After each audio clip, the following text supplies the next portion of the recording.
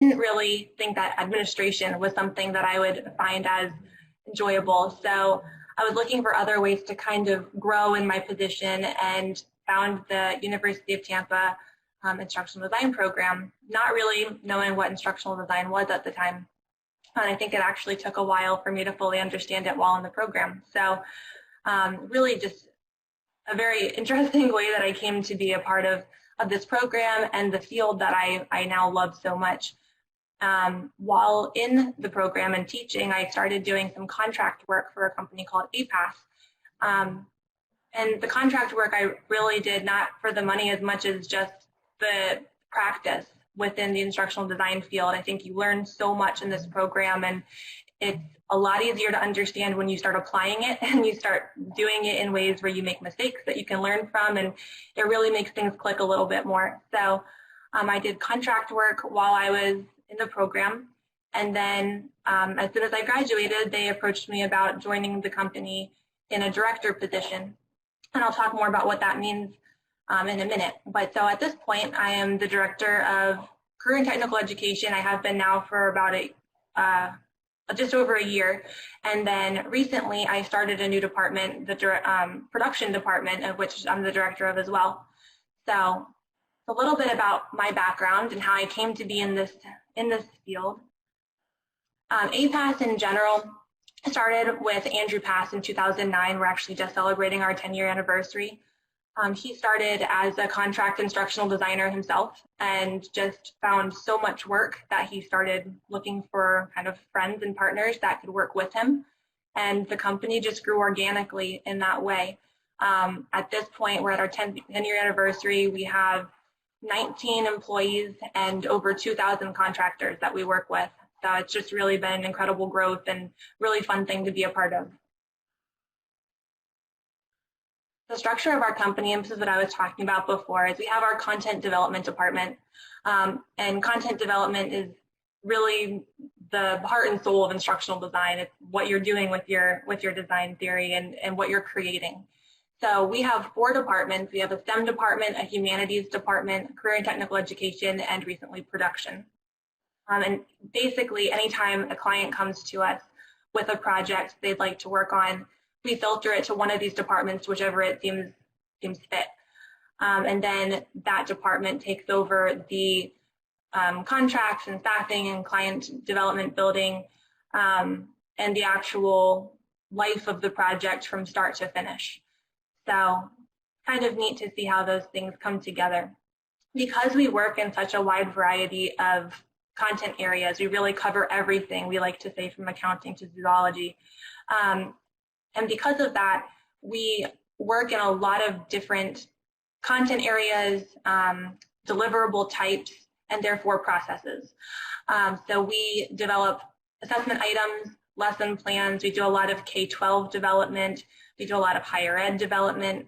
In my department, I do a lot with government contracts and different career fields, which is very interesting because you can work on hazmat development training for a police department one day and a labor trafficking the next, and then find yourself back at accounting. So it's very interesting to get to work in such a diverse range of fields.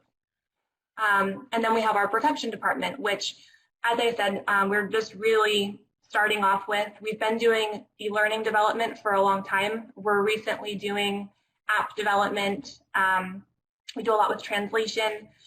We develop various types of gamification that aren't done necessarily in an e-learning platform. And we're starting to work more into AI and VR as that's becoming more immersive in the education field. So just a really wide range of things that we do. With that being said, we all work in the same processes.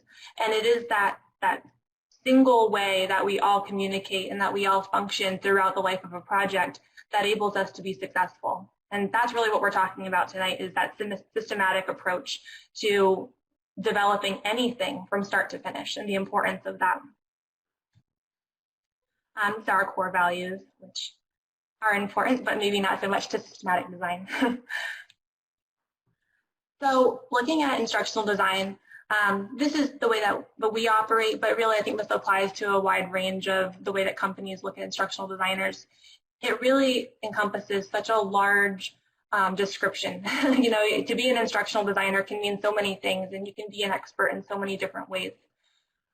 So our instructional designers are vetted through our proprietary process. Most of them have been with us for 3 to 20 years.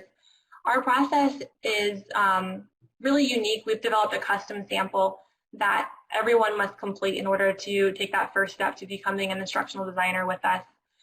And that really allows us to vet whether or not people have the technological skills to be an instructional designer within educational technology, but also whether or not they have that concept of theory and pedagogy. And that's really the more important aspect.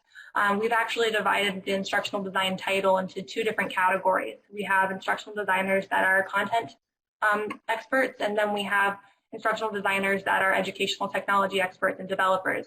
And of course, you can be both, but it is important to distinguish that somebody that can work and articulate but doesn't have that pedagogical and theoretical background isn't really going to be appropriate for a lot of instructional design projects. They fall into that more developer category. So it's just something to think about as you're working in that instructional design field, and really where do you fit and where does your skill set really shine? And remembering that while it's less flashy at first, that background of theory and pedagogy is really what we're looking for, and what really I think any company is looking for as they go to find an instructional design team. Megan, I have a question that came up in the chat, and I'm gonna read it, but perhaps Stephen can unmute. Did you find a lot of the content you use in teaching for a few years in this field when creating the instruction? So is it something that she finds on her own? Is that what you're referring to, Stephen? Yeah, yeah, I just wanted, I know she's in content development, so I just kind of wanted to hear, since she's moving from teaching to instructional design is kind of the path I'm on as well. I just wanted to know where that crossover is and how often it happens. I guess just elaborate on that a little bit if you could, if that makes sense. Yeah, absolutely. I think it's really, they're almost one and the same. The skill set that you use for the 2 are so similar. A lot of instructional design work comes down to understanding process, understanding how to work with people, understanding how to take a message and craft it in a way that is specified to the audience that you're teaching to. And so a lot of the core concepts of instructional design are things that you do naturally as a teacher, and they don't have, you know, names, and you don't really sit back and think about the theories that you're applying, or maybe you do. I didn't. I didn't really think about what theories I was applying. I just kind of operated. But as you start to learn more about instructional design, it's almost like you're defining what you were already doing, and just kind of giving names to it. So I think it's a really obvious crossover between the 2. And I've actually also found that my background from that bachelor's that I said was not all that useful at first, that technical writing component of it is really applicable within instructional design. It's just, again, it's taking a message and how can you break this down and chunk it and craft it in a way that wouldn't just suit anyone's needs, but specifically suits the needs of your learner. And I'm going to talk a little bit more about that when we're looking at that initial analysis phase of the process.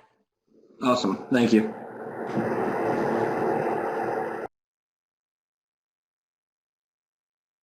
So as we're talking about creating custom learning strategies, our company does not have any off-the-shelf instruction. Everything we do is custom to the client, and that means that we have to be really flexible. We have to be really adaptable to the client's needs. And because of that, you know, we could be creating absolutely anything in any timeline, and really a wide range of budgets. And so having a singular structure that we all come back to, and it doesn't always look the same, because obviously you don't develop an assessment item in the same way that you do an e-learning module, but the overall process and the foundations of it are set in stone. And having that process laid out and understood not only helps us to be successful, but it's really important to the clients that we're working with. So here again, talking about our custom workflow. And I should point out that a lot of the graphics that I have in here, they're relating back to our workflow, and you see how much we really draw that to attention. I apologize if you hear my dogs in the background. But these graphics that I'm showing are infographics that we use for marketing materials. So I think it says a lot about the importance of workflow and process when your marketing materials are highlighting that you have a process and that it's something that you really value as a company and as an instructional designer, that you understand that that process is the foundation of your success. And again, here talking about remaining current on trends and theories, I think that also really just illustrates, a little off topic because this is not the trends and theories class, but does illustrate just how important those foundational skills are. So talking about workflows specifically and how that systematic approach is useful in the process. The importance of using workflows certainly comes down to quality. In order to be successful and to develop a high quality deliverable in the end, regardless of what it is, you need to have a start and a finish point, and you need to know exactly what the track is for getting there.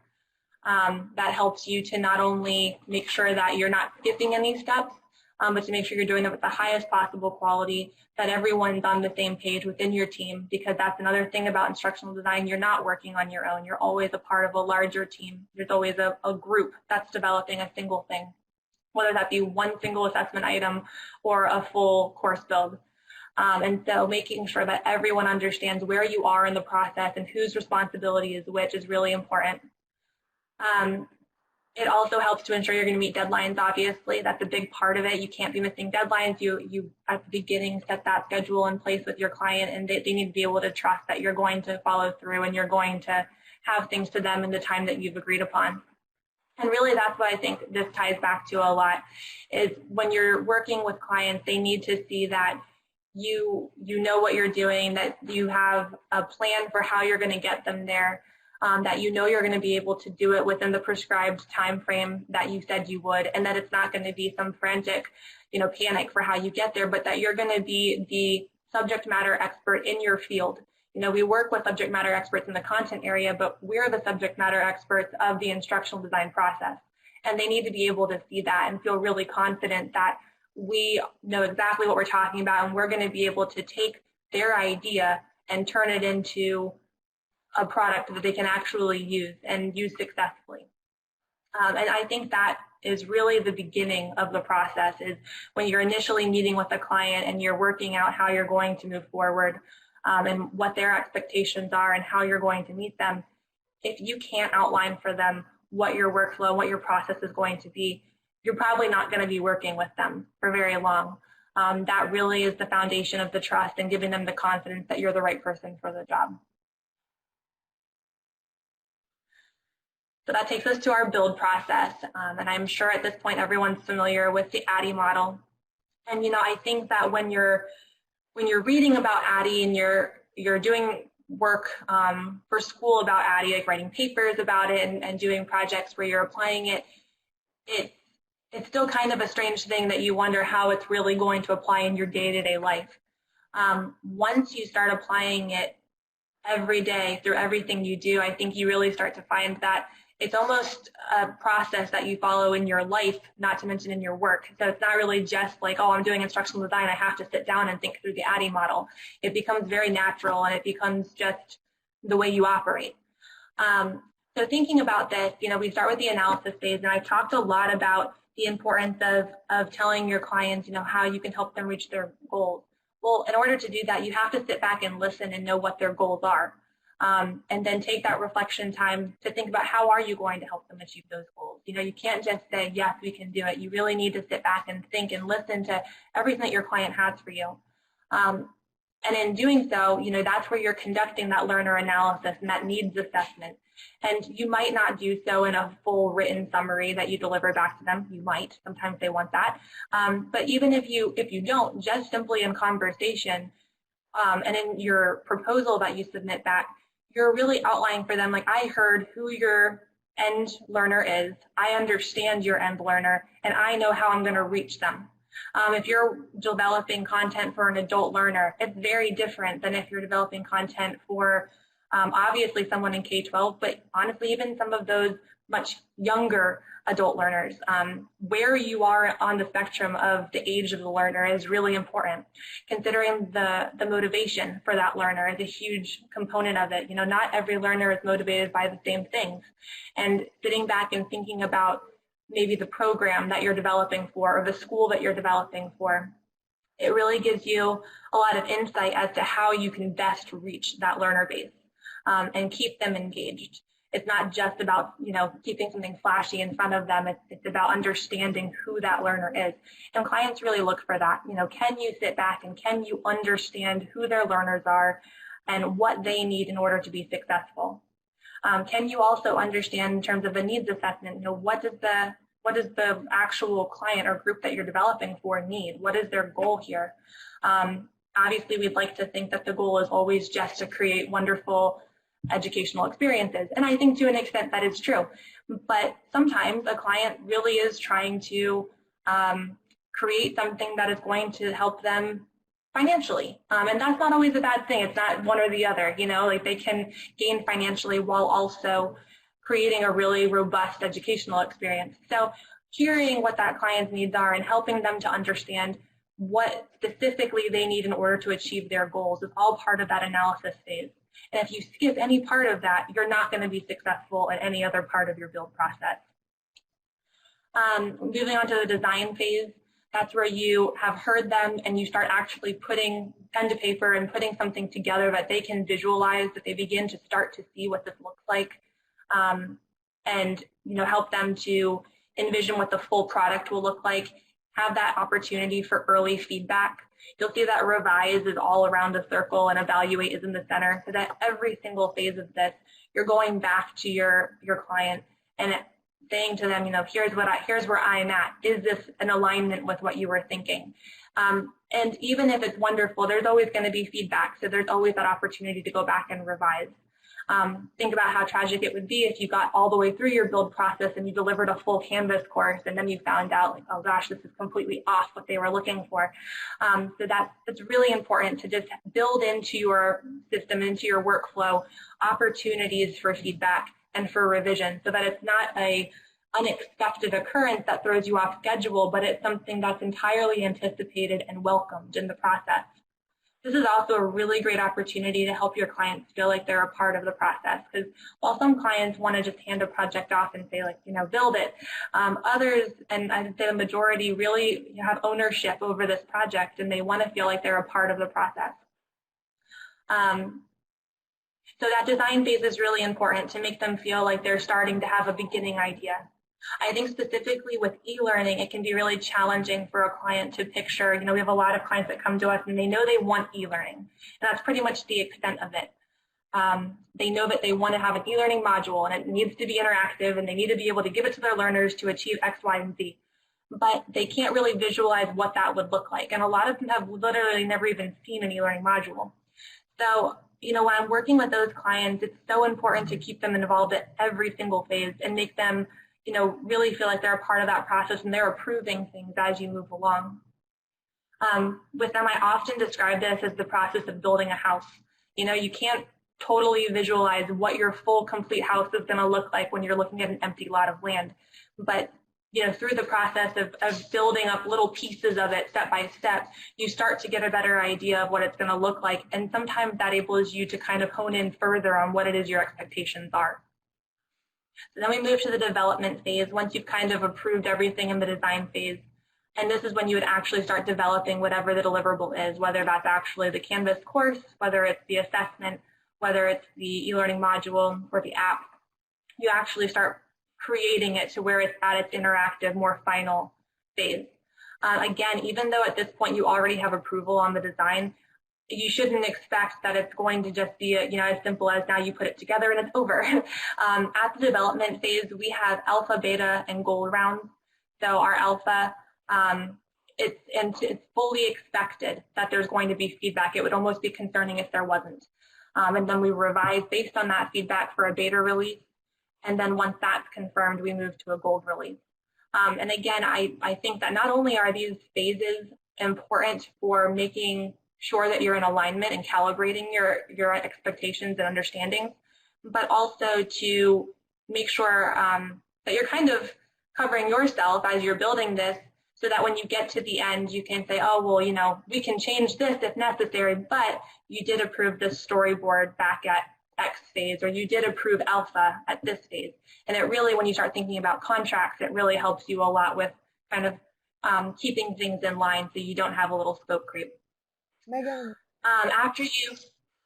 you talk about having a beta release. Who does that beta release goes to?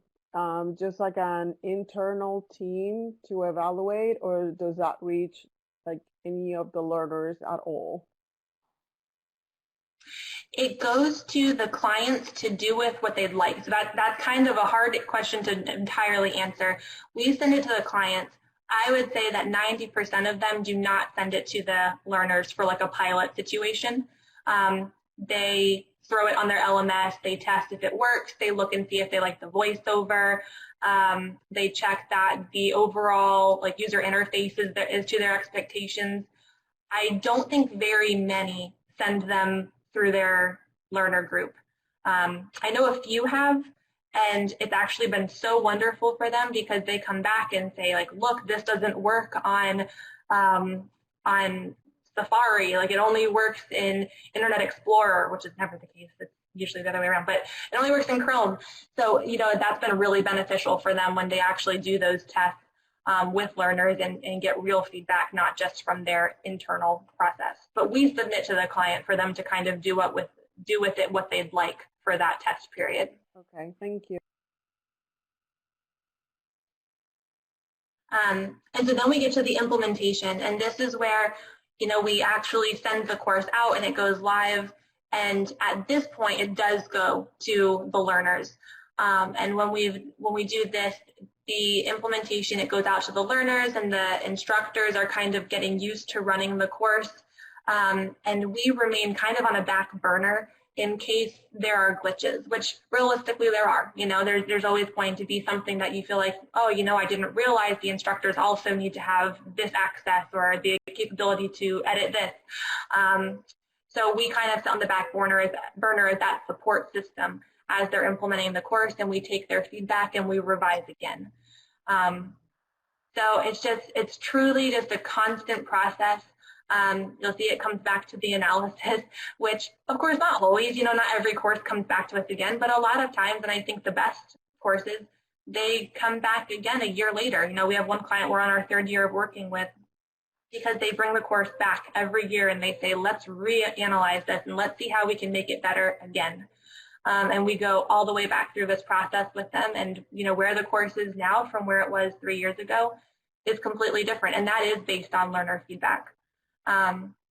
Which obviously that's the best feedback you can get, you know, what learners are actually saying about it. They're the ones who are experiencing the course. Before I go on to the next slide, I had some examples of this build process. I think I have to actually come out of presentation mode for a second.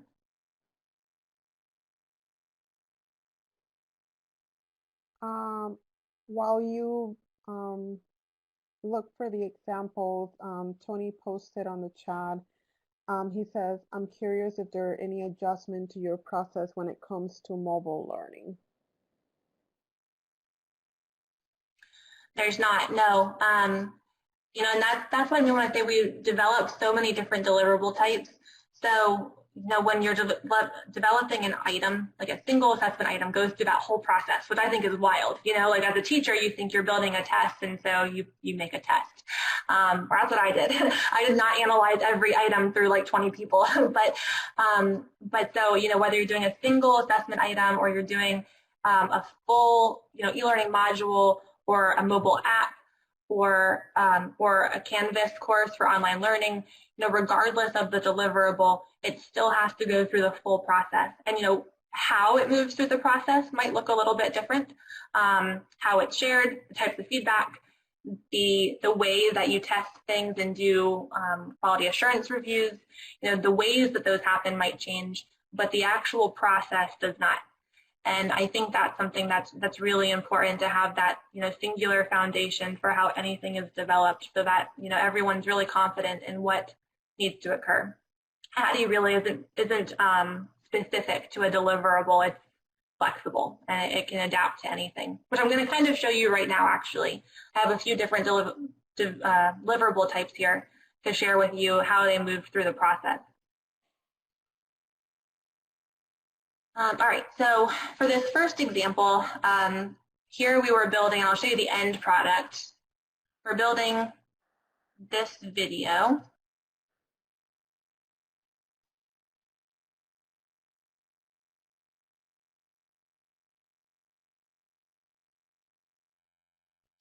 We can see the video, but we can't hear the audio, just FYI. Okay. Well, in the end, there you go. You have an idea. It's an animated video that walks through competency-based education. And so here, we started with the analysis, where and that's not actually shown here, but for the analysis, we sat down, we talked through what it needed to be, how we were looking to achieve our goals. We knew we wanted to make a video on competency-based education, but thinking through, what style of video it should be. Sometimes we do videos that are explainer videos, like a screencast or a narrated PowerPoint, to decide that we wanted it to be an animated video that, reached a certain type of audience for marketing purposes was our goal here. And so we had those initial discussions, and then we held our design team meeting. And, this is kind of a continuation of those discussions. This is where I sat down with the team that we had staffed and walked them through, what we were looking for. We brought samples of other things that looked similar. We talked about what the message should look like and what its goal was. More samples of what we liked from each sample. Talking about the type of graphics that we'd like to see, the types of color schemes. So, there's a lot of important information that happens in these design team meetings, where everyone comes together and they start to learn what the process is going to look like and what the goals of developing are. Then after this design meeting, our instructional designers made a storyboard that walked through what the video might look like. And so for our storyboards, we always use the PowerPoint slide to be what's on screen. And then down here, we include, graphic information, art, voiceover information, any interactivity if it was an interactive video. And so we work through that way. We work in Google Drive so that we're able to collaborate asynchronously through comments and suggestions and tagging each other. And then once this was approved, the development phase was building the actual video. And then we implemented it on social media and gained feedback and went back through the process to revise after gaining that feedback. So that's just kind of a little mini cycle. This is something that we actually developed for our own marketing purposes. So we were our own client, which makes it a little different, but the process itself was still the same. Even though I was my own client, I still talked with myself about what I wanted and communicated it to my team. So we still walked through ADDIE, even though that was the end product. Megan, I have another question that came up. James asked, well, he initially asked if the phases were considered standard, which you have addressed. Do the client ever force you to modify the process? And if so, is that established in the contract, in the initial contract? Yeah, I'm trying to think of an example where we let them do that. It might be helpful if I showed, before I show you these examples, I'm going to kind of skip down for a second to our workflow within the company. I think this might help answer that question better. So within, this is how we actually operate within the ADDIE model. So for example, we would start with, once we've already done the analysis phase with the client, we're ready to move to the design phase. Then we kind of reach, this is what it looks like internally. We start with the SME and ID, kind of designing and thinking of, they work as thought partners together in how they're going to operate and create the storyboard or the course outline, whatever the case may be. And the instructional designer puts something together based on those conversations and based on the initial analysis. It then moves to our lead instructional designer for review. And you'll notice the arrow goes back because they give feedback and it goes back to the ID for review. And once they're ready, back to the lead, back to the regular ID and then back to the lead ID. Once it gets through the lead ID, it goes to our director of the content area. That in this case would be me. And I do a 20% review of the deliverable. And this is for every deliverable that moves through our process. And then I would send it all the way back to the ID for revision, back through the lead ID, back to me. And then once it gets through me, it goes to a copy editor, back through the whole process. Then it moves to our vice president of content development, does a 10% review, back through the process, and then we submit a draft for review. So it's kind of like a mini ADDIE cycle within the larger ADDIE cycle. You know, we're doing all of this internally in addition to doing the analysis. Like, this is all just for the client. This all is just the design phase. And then we submit to the client for review. They give feedback, and we move back through the full process until we submit our final. So to answer your question about, do they sometimes want it differently? Yes, sometimes, you know, a client would say, I absolutely don't want copy edit. We have our own copy editors. We're not paying you to do copy edit. It's a waste of time, waste of money. We strongly disagree, and we really dislike having to break this process. But if a client absolutely insists on something like that, then we can cut, you know, one of these circles out of our process, and that is absolutely negotiated at the beginning and included in our contract, so that, you know, in the end, which it does happen, then they come back and say like, oh, this has copy edit issues, and like, yes, of course. So, but yeah, so sometimes this workflow does adjust on this internal scale, but we are still moving through analysis, design, development, implementation, and evaluation, even though we cut out the copy editor. It's just one of the, you know, smaller processes that's removed. Does that make sense? Yes, yes, it does. Thank you. Tony also posted another question. He asked, do you vary your pre-instructional strategies, for example, pre-test, behavioral overview organizer, or do you tend to focus on just one? So do you vary your pre-instructional strategies, or do you all as a company tend to have one kind of pre-instructional strategy and kind of stay with it? I would say it varies depending on the deliverable and depending on the client's request. A lot of times, you know, clients bring a lot of their own pre-instructional strategies. You know, they bring a lot of that initial analysis and information gathering that they've done, and we just sit down and work through it with them. So in that case, you know, we're not really using our own strategy. We're working within theirs. And that's something that both as a company and the fact that we do custom development, I think is really important, but also really for any instructional designer, I think you'd be pretty hard pressed to find any two projects that are the same, even if they're both e-learning modules. They're still going to be very different, and the way that you work with that client is going to be so different that you just really have to adapt to whatever their preference is. I think that it's good to have like your own personal preferences and ways of recommending to a client what you would say is best practice.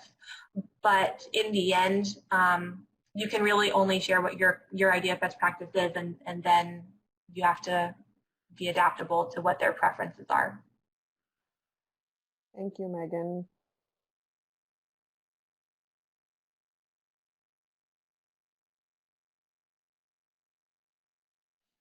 I guess I would mention also that, like, here we have the subject matter expert and ID work together. That circle in itself can change so much. You know, like sometimes we provide the subject matter expert and the instructional designer, but a lot of times, especially when we're working with higher ed institutions, the subject matter experts are the faculty. And so we're really partnering our instructional designers with subject matter experts that are provided by the client, in that case, the specific university. And there, I think it's obvious that the ownership throughout the process is even more hands-on and really important. You know, the faculty feels a lot of ownership over the course because it's often their material, it's their knowledge that's building it. So it really requires a special relationship and really careful staffing. And that's something, you know, as an instructional designer, if you are going into working in higher ed, something to really consider. It's a very delicate process and it requires a lot of soft skills. Might be a bit off topic, but I do think it's important.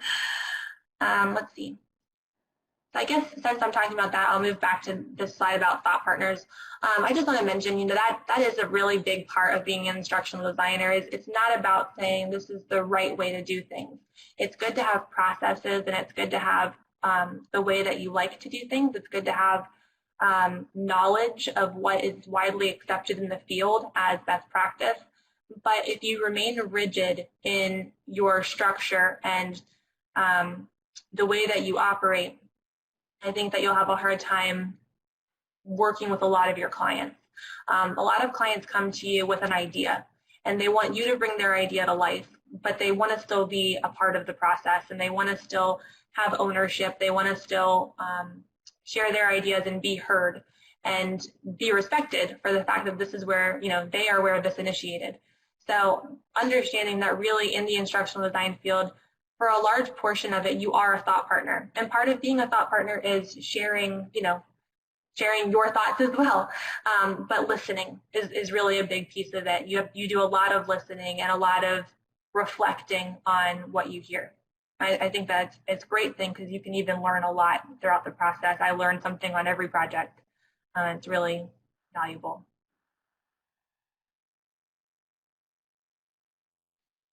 I'm going to go back to the samples. So I do think it's helpful.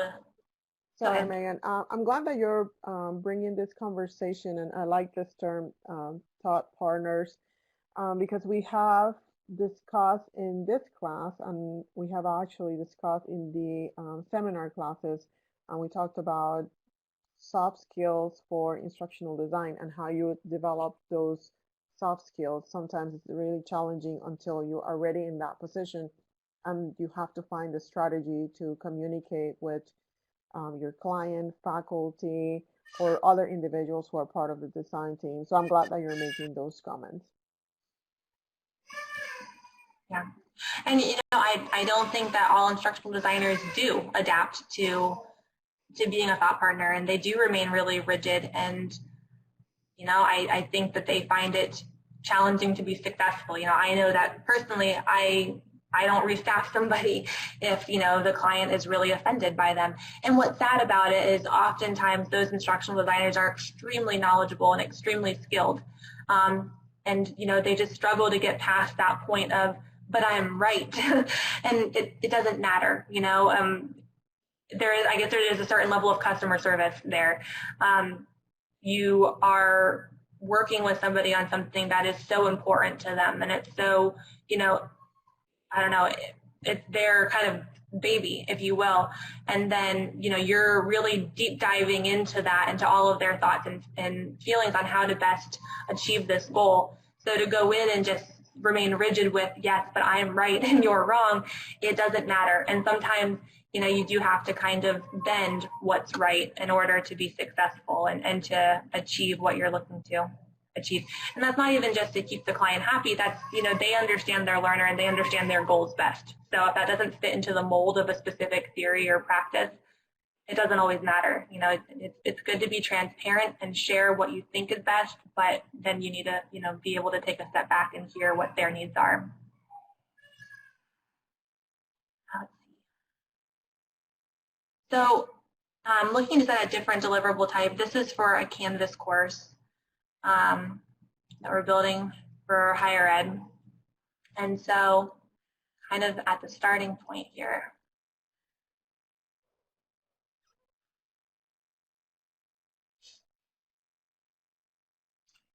Again, this started with an idea, and it started with a conversation and analyzing what our goals were for building this. You know, working through this this is a very, obviously a very initial plan, but this is where it started. It moved into a more robust course outline as part of that design phase. And I should say that this outline is for one module of the course.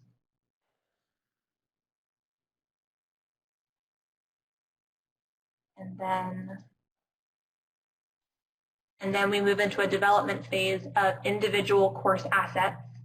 So I guess I should note that within the development phase, there can be multiple stages of development. So here, this is where we're developing all of the assets that build that module. Like the case study and the discussion board rubric and the project rubric and, the various pieces that are going to build up that module. And then we get to the actual course where we start placing all of those course assets into the course. And it starts to look a little more complete.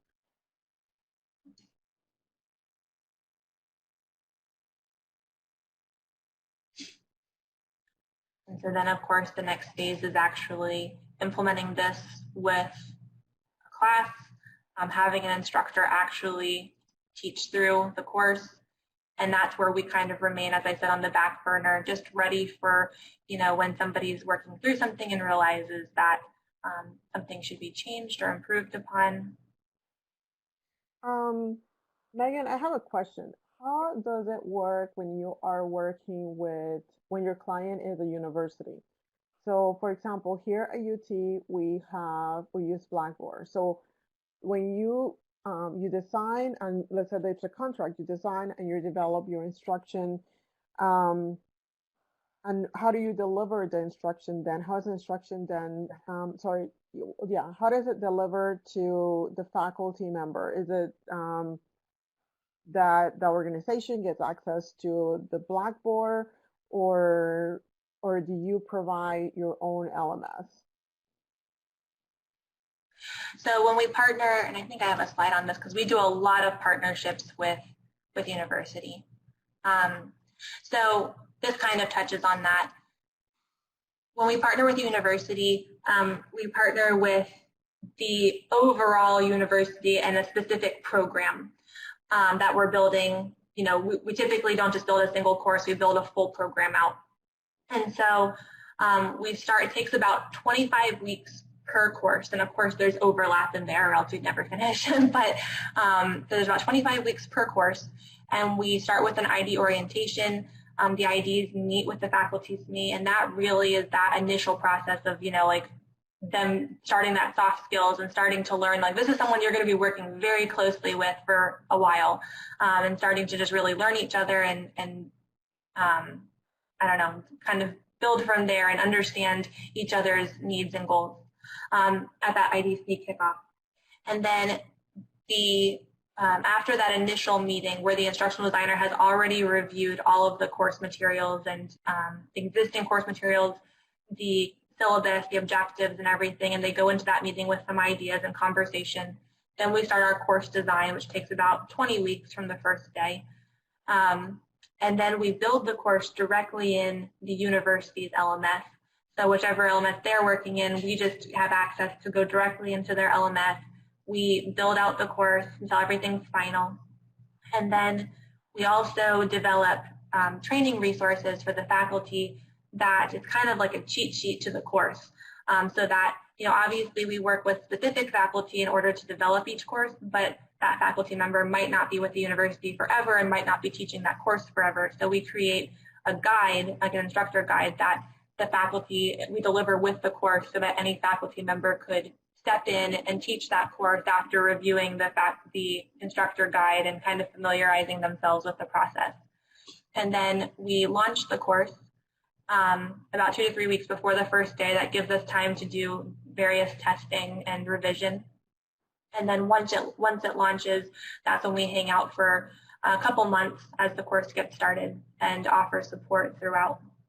And then we are moving on to the next constantly. So we just kind of build out those full programs in the specific university's LMS.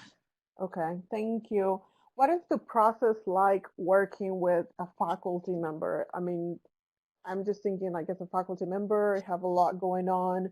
What is the process like for the instructional designer who is, working with that faculty member and making, like gaining the content from them and making that course? Like, are there like weekly meetings? Like how does it work out in practical terms? Yeah. Um, so it's, like I said before, it's like a really delicate process, and it really requires instructional designers that understand how delicate the process is and are willing to be adaptable and are willing to be flexible to the faculty's needs. Obviously, faculty are still teaching their courses, they're still doing their research studies. I mean, they're still very busy in addition to partnering with us. So our instructional designers really do everything they can to be flexible to whatever method of synchronous meeting is best for the faculty, and whatever amount of time is best for the faculty. That said, we're also, we're really partnering with the university, and there's not always, a shared understanding of time between the university's understanding of the faculty's time they have to put at this and the faculty's opinion on how much time they have to put into this. So because of that, we have to hold a certain schedule, and we can't be 100% flexible to the faculty's needs in terms of timing, but we also want to be understanding. And so that's where it's a very challenging dance kind of between the two ways of looking at it, between the university itself and the faculty who are actually, taking the time to do this with us. I think a lot of the ways that we get around that are it's so important to us that the faculty knows that we're on their team, and we're here to take their ideas and help them create them in this new way. It's not, we try to make it less of a burden and more of this kind of exciting journey that we're on together. We're going to take your, incredible expertise in a content area, and we're going to take our instructional design understanding and our ideas, and we're going to work together and be thought partners, and how can we get this to what you want. And I think then it starts to feel a little more fun. That's really our goal. It starts to feel more like you're a part of the process, and then the time just, doesn't feel as challenging. Also, of course, we have to kind of build in expectations into the initial contract in order for us to stay on schedule. And so typically it works out where there's about 1 to 2 hours of synchronous meetings per week between me and the instructional designer. And then from there, there's kind of like homework, if you will. The ID has a takeaway, but they're going to work on until they meet again. The subject matter expert has a takeaway, but they're going to work on until they meet again. And that way, the following week, during their 1 to 2 hours of synchronous meeting time, they can kind of come back together and share what they've been working on and use that time that way. It's almost like a flip the classroom approach to working together. And of course, we're always eager to try to keep, as much as we can in an asynchronous way, because that's obviously more time effective for the faculty. Thank you, Megan.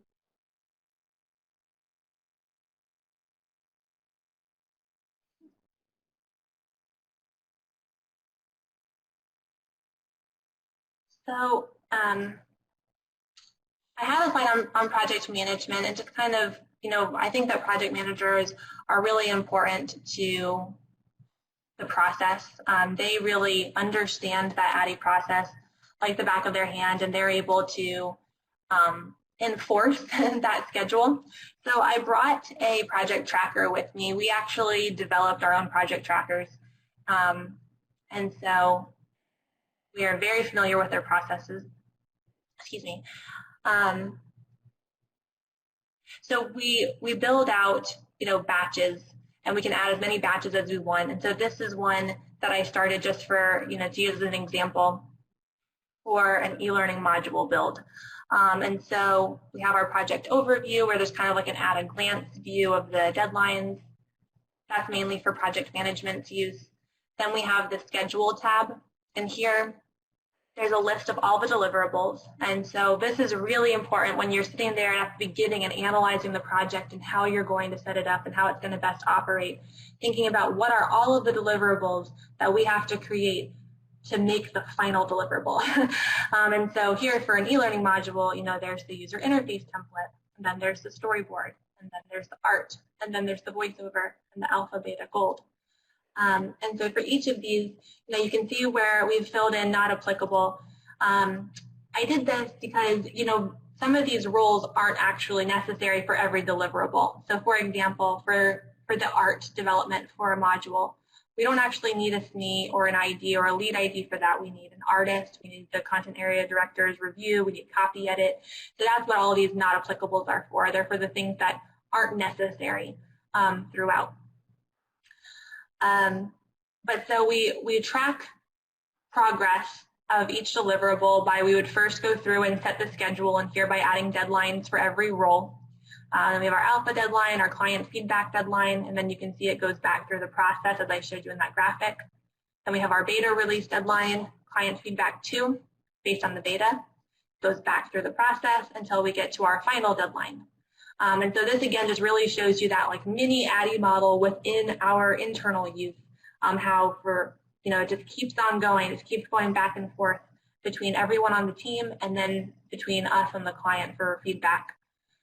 The way that we track how it's moving from each role within our team, like how do we know if it's with the ID or if the lead ID is reviewing and so on, is this status bar. And so we would say, for the storyboard, it's currently with ID. And then anyone who's working on this project can look and see that currently the storyboard is with the instructional designer. Once the ID is done, they move this to with lead ID. And then that lets the lead ID know that it's their turn to step in and review and start providing feedback. Once they're done, they go to ID revising, and it moves through the process like that. So it really is an at-a-glance visual for us to see where in the process everything is and whether or not we're still on track. If I were to come in here and see that the storyboard is with ID revising, and according to the schedule, we're supposed to be at copy edit, obviously I would have checked long before this was the case and noticed this, but that's a red flag for the project manager, for them to elevate it to me, or for me to just step in and see what's going on and know that we're off track. So this is a really useful tool for us, and this really, I think, is a visual representation of this graphic. And so you can just see how it moves through every phase within our team and also back and forth between us and the client as we're moving through that evaluate and revision throughout the full build process. I have an initial question, and then Mercury has another question. So my initial question is, has the company considered using a project management tool that is out in the market in the past, or is it going to continue being a kind of like a custom form created internally? We have tried. We've tried Trello, we've tried Basecamp, so we've tried using some of those readily available project management tools, and we didn't find them to be flexible enough to our needs. Because we work in so many deliverable types and with so many different types of teams, they just weren't able to adapt quickly enough to the needs that we had to be running so many diverse projects at once. Because that was definitely our first choice before we went about developing things. We really thought that Basecamp might be a good solution, and it didn't work for us. And we've done some with Trello for marketing specifically, but really just developing our own processes was the easiest way for us to be able to work in as wide a variety of areas as we wanted to. Okay. Thank you, Megan. Okay, so I'm going to transition over to Mercury's questions. Mercury asks, how do you develop stats for your own knowledge of production, whether achieving or just getting things done? How do you get better? How do you develop steps? Is that what you said? Stats, statistics for your own knowledge of production. So whether achieving or just getting done. So stats on whether things are getting done on time, on what time what time frame are you completing projects ahead of time, or I guess if you're sometimes mostly behind. So it starts to know how the production team is working. Our production teams work entirely through this project tracker also. So everybody who's on the team is operating in the same singular space. Okay. And so that's really how we track all development to know whether or not we're on track. We also, by having different reviews built in, like the lead instructional designer, if I'm staffing a lead instructional designer, I'm staffing somebody who I've worked with quite a bit. And so if this deliverable gets to them and it's just way off what we're expecting, or it's just not on time, or if there's some other issue, that lead instructional designer can be trusted that they're going to elevate that to project management or to me and let us know that there's an issue way early in the process. And then, of course, like when I step in at this stage, I'll see before it's due to the client if we're having a misalignment of, expectations. Does that answer the question? I'm not sure if it does. I think he's referring more to like statistics on whether you are meeting production deadlines in a timely manner. So are you able to keep up with the stats on like, how long is it taking us to reach production? Does that make sense? Maybe I'm not explaining. Maybe I'm not explaining this correctly. Mercury, do you want to unmute and perhaps you can ask the questions?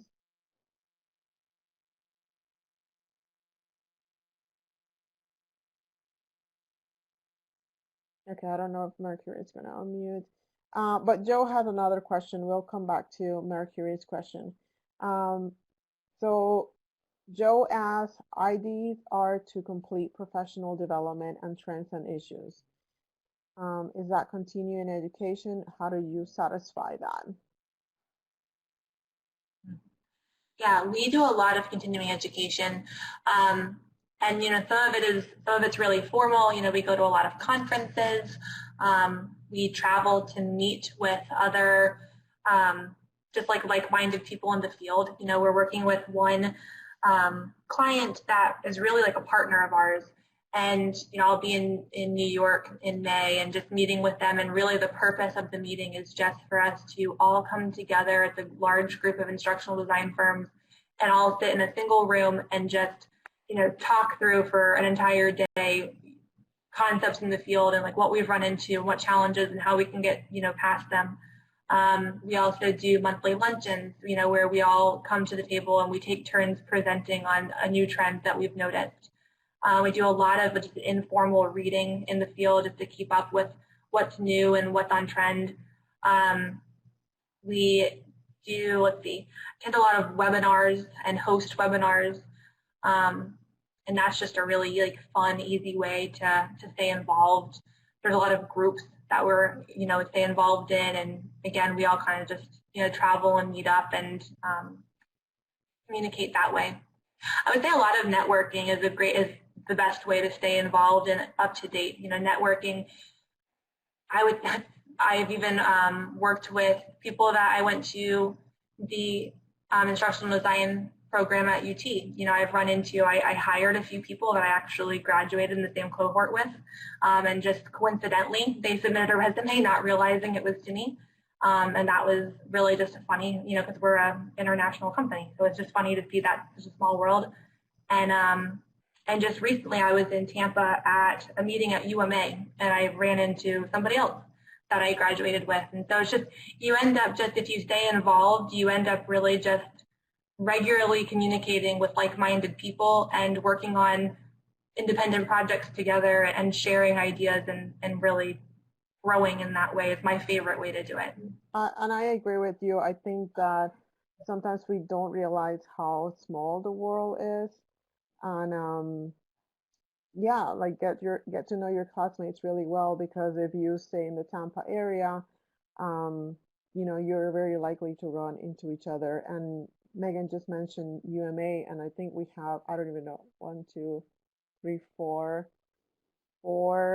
alumni of the program working at UMA, and Tony, who is in this class, if you see him on the list, who is an intern at UMA as well. Um, so going back to Mercury's questions, I'm trying to see if, I don't know if Mercury, if you are unable to, I think you are able to unmute. Do you want to go ahead and ask the question? Hi, can you hear me? Yes. Hi, Megan, Mercury.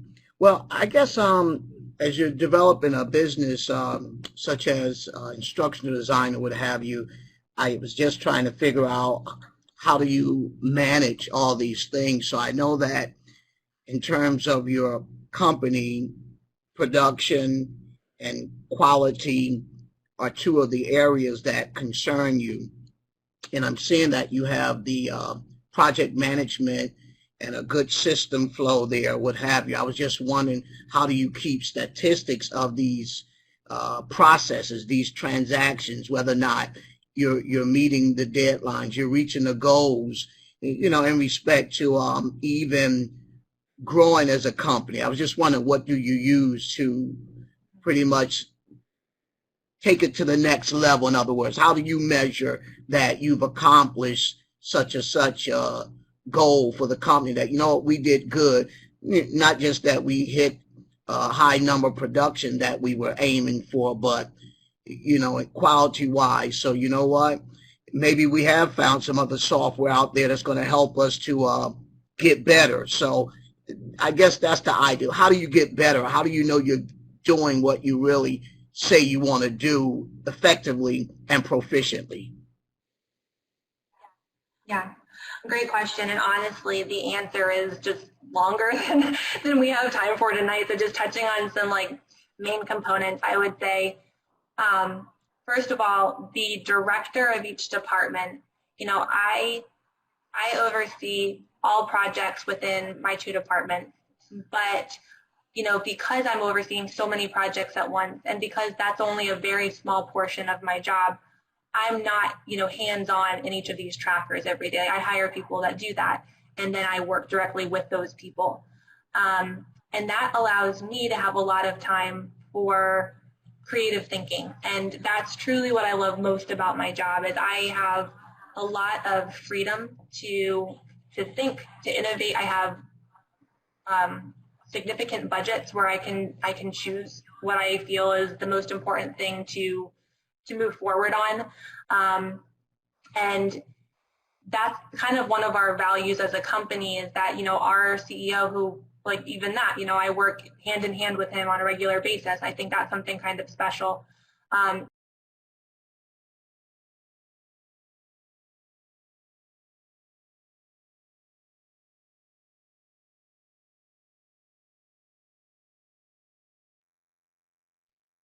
Okay, I think we may have lost Megan for a minute. So let's give her a couple of minutes and see if she can rejoin us.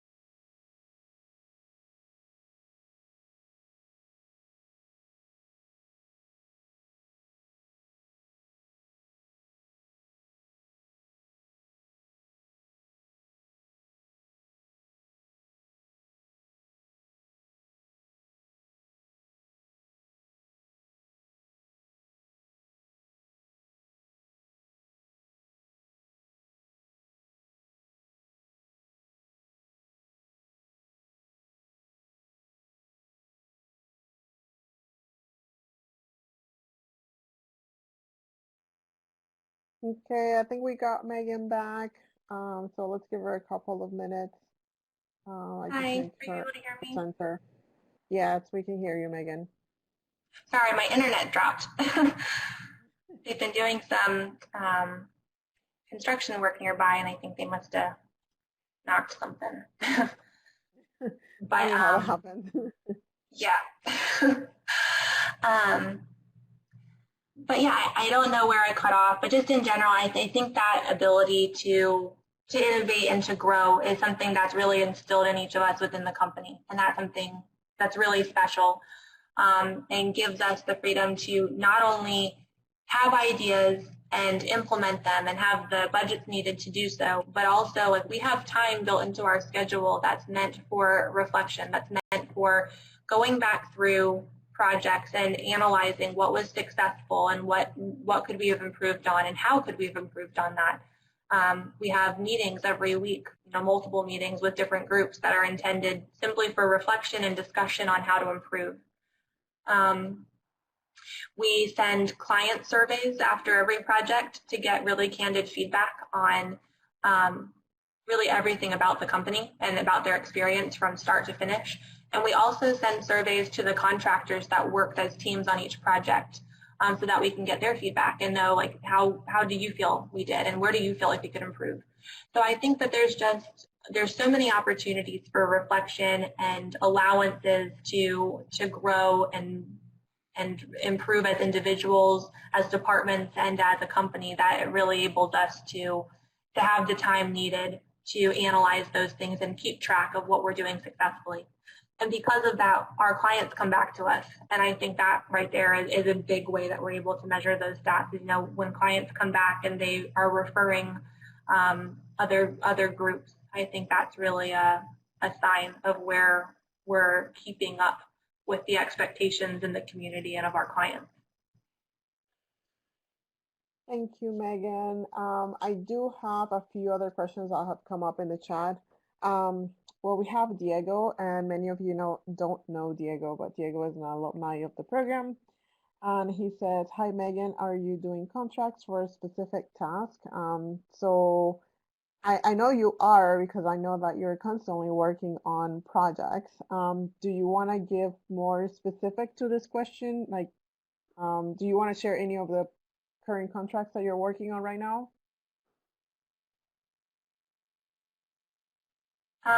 Let's see.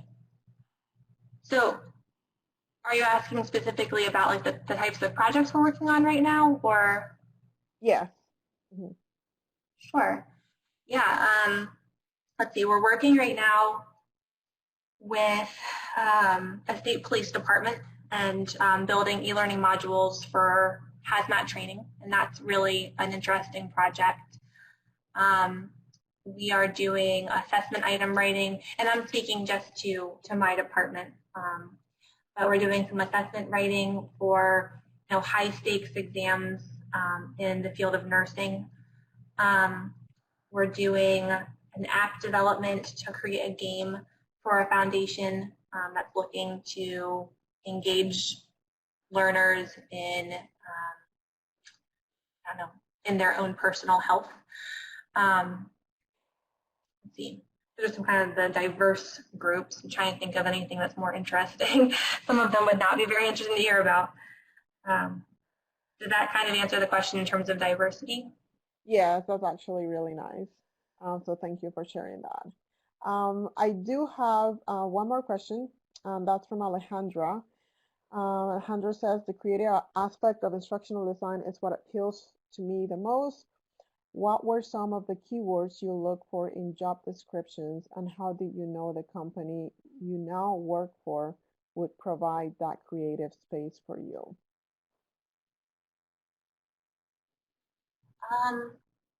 When I started working with APAS, I didn't actually, I would have had a better answer. I didn't actually look for keywords. They had posted a project, but they were looking to staff on an external job board. And I thought, that sounds like a school project that I'm doing, so I'm going to give it a shot. And I did. And then I just, learned about APAS through working with them. And that's really what, gave me the understanding of who they are as a company, but also, to have the confidence to leave teaching and to, try something very new at a time that I was concerned about doing so. So, but I guess the answer is I didn't actually look for keywords. I should have probably, right? Yeah, well, thanks for that. And I think you have potentially someone who wants to work for your organization, and Diego says, "Can I reach you for a specific task contract?" So I think Diego, maybe you should email um, Megan directly for that. Is this Diego that I know? Yes, this is the Diego that we know. Hi, Diego. um, okay, so I'll share the email at the end if that's okay, Megan. Yeah. Okay, wonderful. For anyone who's interested in learning more about the organization and contacting Megan. Do you want to talk a little bit about how you staff a project?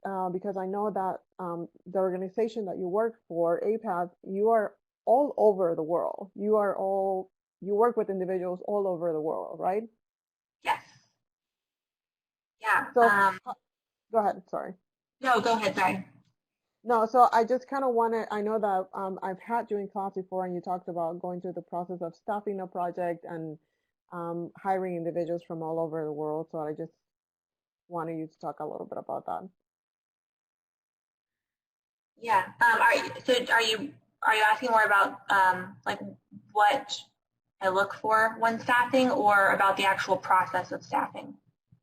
A little bit of both, actually, because I think that it would be interesting to the class to know, how um, how the process is fed through like remote locations and individuals from different places, but also knowing what are things that you're looking for in instructional designers. So in terms of process, staffing a project is really a very detailed and long process. We have clients that have special specifications as to who they want staffed on projects, and that's fine. We're happy to work with in their requests. Sometimes that will just simply be something like we want only people who are stateside. Other times it will mean that they want to actually give us like a list of qualifications that they want a person to have, and then we locate that specific person. Sometimes they will want to review resumes, and so after I do my search for who I'm looking for, I do interviews and review resumes. I'll choose top candidates and send those resumes blinded over to the client for them to choose who they would prefer work with. So there's kind of a lot of different ways that it can happen. In terms of working with people all over the world, it's something that we really find really special because we do have such a wide range of people. I mean, really, sometimes clients come to us with the craziest requests in terms of, I need this specific person with a specific understanding of this specific region, and somehow we find that person. And so it really is something awesome to be a part of. We do all work on different time zones, and so that can sometimes be challenging, but through web conferencing and some flexibility, we're always able to make that work. I would say that a consideration is that you're kind of always working a little bit because you do have to be flexible to working with teams that are in very different time zones than you. My direct supervisor for the longest time, she lives in Jerusalem, and so for her, if I was working at 3 a.m., that was really best for her. And so you have to just be really flexible to when you're working and being able to kind of adapt. I think that word has come up a lot. I think being adaptable is a really key element of being an instructional designer and being successful at it. But so it definitely flexibility, willingness to communicate in diverse ways. We have some people that are so hesitant to work through web conferencing, but we all work remote. So that's an absolute necessity. You have to be able to work synchronously through web conferencing, and you have to be reliable enough to work asynchronously. And that is certainly something, tying into when I look at staffing, I do look for people that I think are reliable. And I think that stands more, that's a higher priority to me than skill set. Skills can be taught. The soft skill factor and the reliability factor is innate. And so, when I'm looking for people to staff, I look for signs in their resume that they can stick with a position. and that they have done so. I look for acknowledgement of key elements of instructional design. Now, obviously, anyone can throw terms on a resume, and that doesn't make you an expert, but the way in which you incorporate those terms on your resume shows whether or not you took the time to understand it enough to add it to your resume, not just adding the word ADDIE, but really describing how in a past role you used each phase of ADDIE as part of your description, tying in how you've used different types of pedagogy. Providing a educational philosophy is really helpful, because then I can try to understand, do you understand what an educational philosophy is? And also, does yours align with ours as a company? And does it align specifically with the client that I'm trying to put you in touch with? So I think those things are all really important. And I mentioned before, I have had to stop working with a lot of instructional designers that are highly qualified and highly skilled, but because they can't get that soft skill portion down and they're not reliable enough, I can't work with them, not for my own self as much as it's not compatible with putting them in touch with one of our clients if I can't trust them to be reliable or appropriate on a phone call. So, and that's really the main things I look for. I would say I do look for the theory and pedagogy background more than I do individual like technology skill sets, because that's something that's, again, just really deep rooted in whether or not your program covered it and you understood it. And that's really, it's harder to go back and teach that. Thank you, Megan, for touching on all those really important points. I think that that resonates very well with this class as we're working through, the systematic design process, not only the knowledge of instructional design, but also knowing how to work with clients and acquiring the knowledge so that we can then create different learning experiences. So we kind of went down the route of a lot of questions. I want to leave it so that if there's any additional content that you want to share with us, you can do so at this time. Sure. So are you guys still seeing my screen? I can't tell if everything's operating correctly. Yes. Okay, perfect. Let's see. So the only other thing I had to show was just another example of how this looks in the design process, or I'm sorry, in the full development process. So,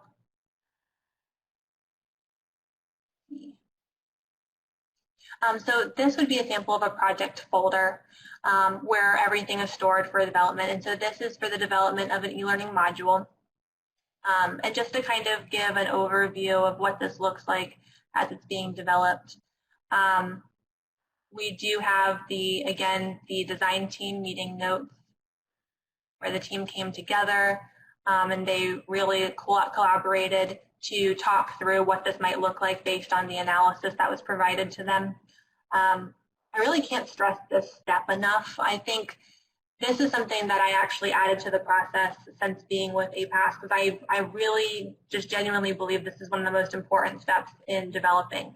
And if I can go back and do this process through my schoolwork again, I would definitely implement this at the beginning of any group project.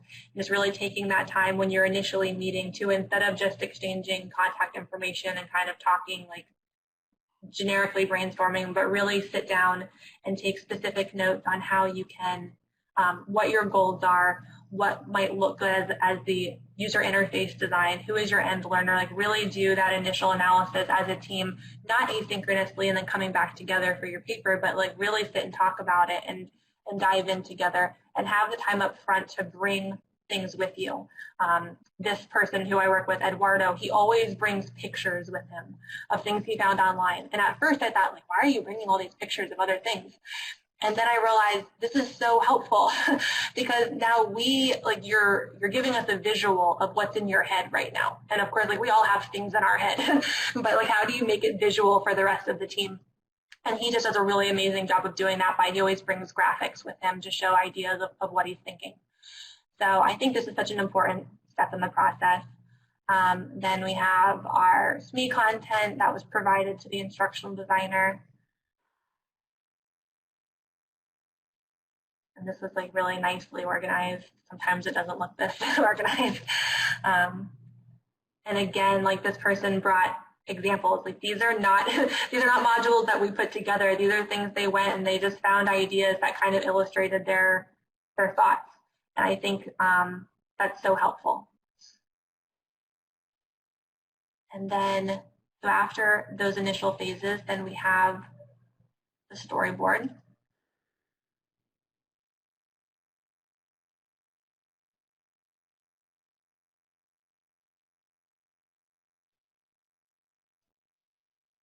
And again, you can see that everything on screen is what would be on screen for the learner. And then down here we have, the voiceover. We have notes for interactivity. Again, you can see over here they put a bunch of different people because we were really stressing over who this person should be. And again, I think it's just so great that they're able to just drop in various ideas. And of course, we're not going to use the specific person that's in the sidebar over here, but it gives a shared mental picture for the group, and that's so helpful. So this is what the storyboard looked like, and I think this is a really interesting example because oftentimes we build the user interface before we do the storyboard, and usually we'll drop the user interface on the slide and use that for the storyboarding. For this one, we did that, but when you see what the user interface turned out being, you can see how much it changed as we moved through. So this was the initial user interface that was dropped in the storyboard. And so when it was provided to us, this is what was provided as the interface.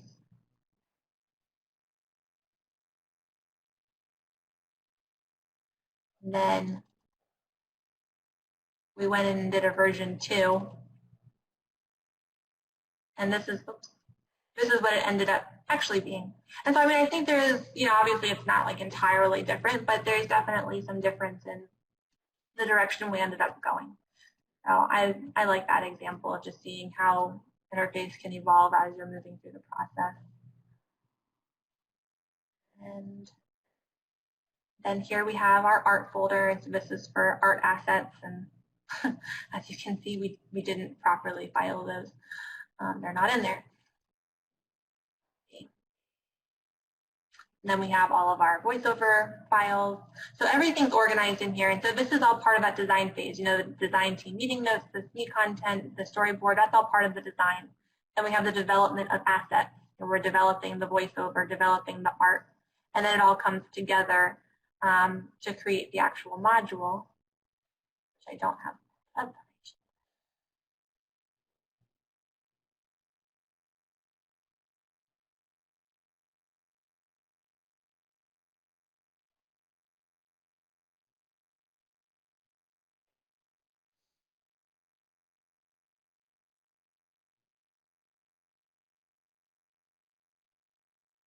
I know you guys can't hear any over.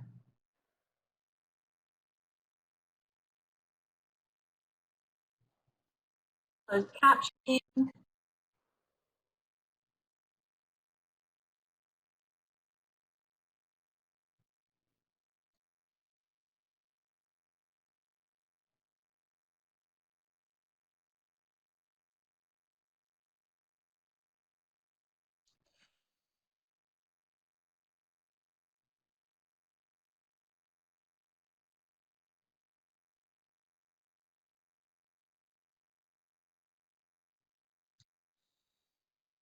I know you guys can't hear it, but the voiceover is really loud. That's why I'm not talking. All right, so she's done talking. So just something real quick I love about this module is at the end here, after they've already gone through and understand a practice and now an apply, which just to tie in theory and show how important that is here, this is based on really important absorb, do, connect theory. But so now here we are at the connect opportunity. And the learner actually writes an essay in here, and they're able to hover and get tips as they go. And then once they've entered their essay,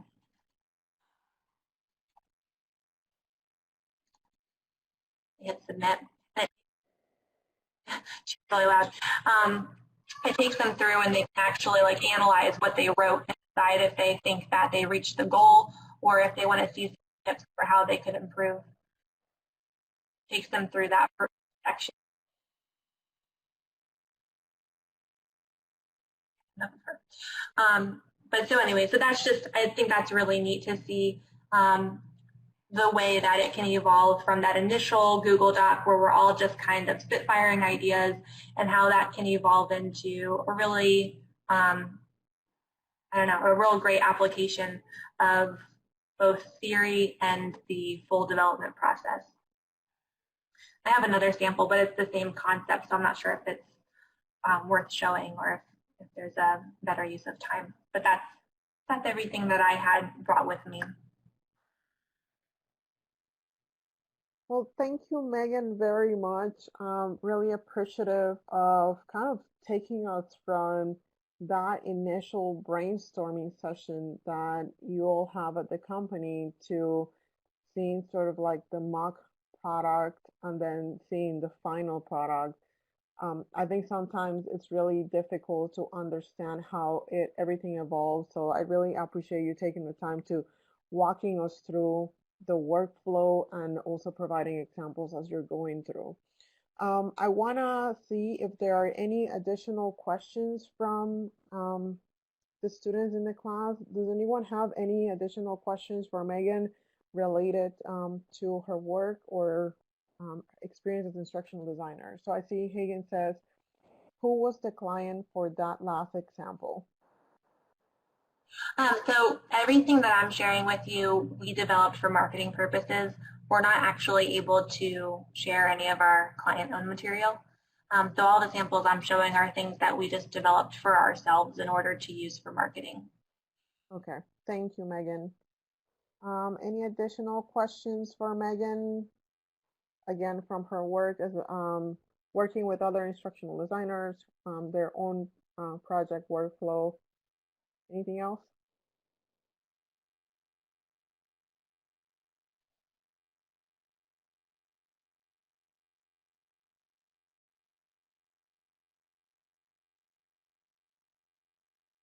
And I do want to remind everyone that this session is being recorded, and I will be sharing the recording with the class directly. I will be sharing it with the classmates in the program, and I will also be sharing it in our various social media, so that if you want to go back and look at any of the documents that Megan presented or listen back to some of the information that she shared with us, you can do so.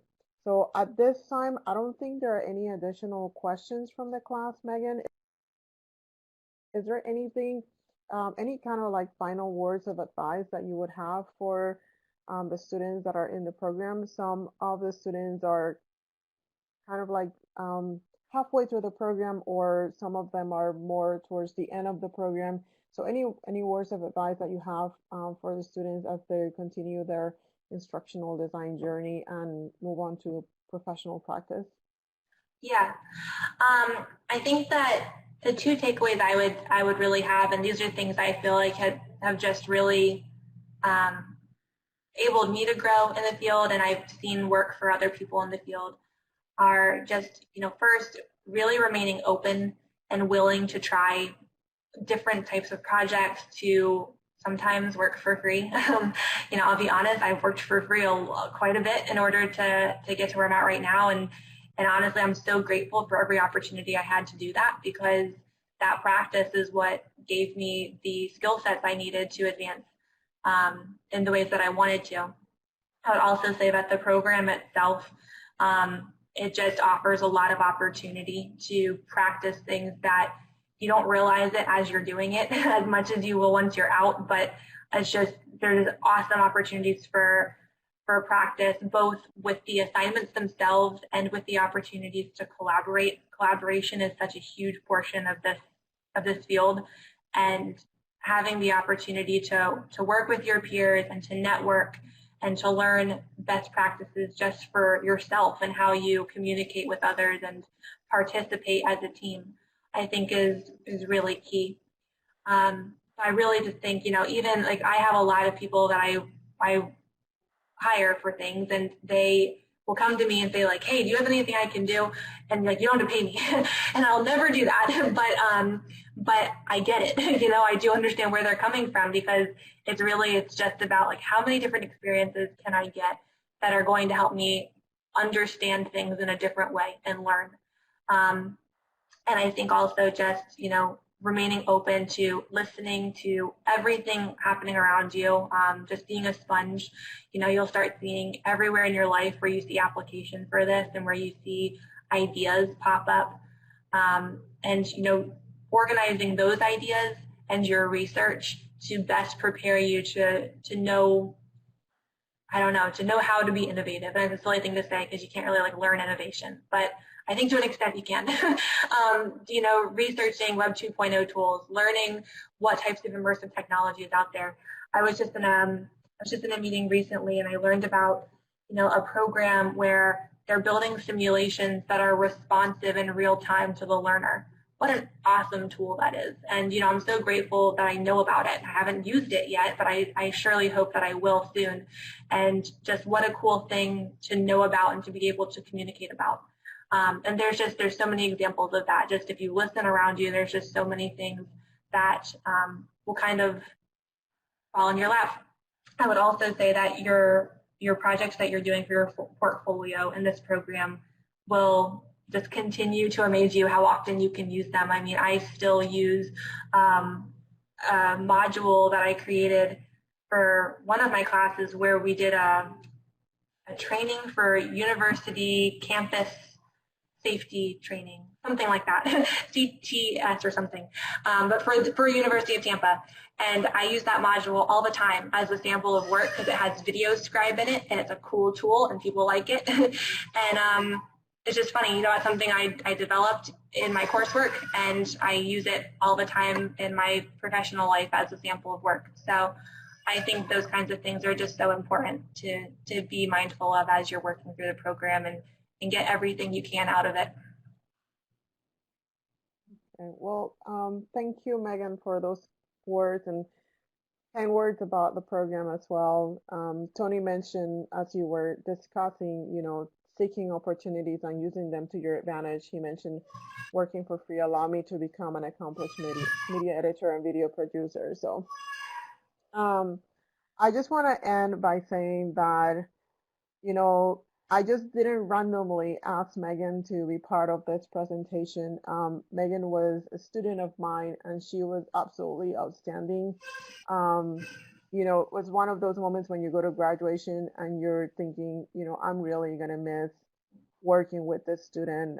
Extremely proud of the work that you do and everything that you have accomplished to this point, and I know you will accomplish even more. So again, thank you very much for taking your time. I know you are very committed and you have many obligations, so taking the time to do this for us tonight, it's really greatly appreciated.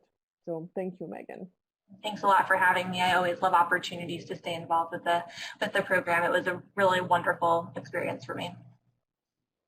Thank you.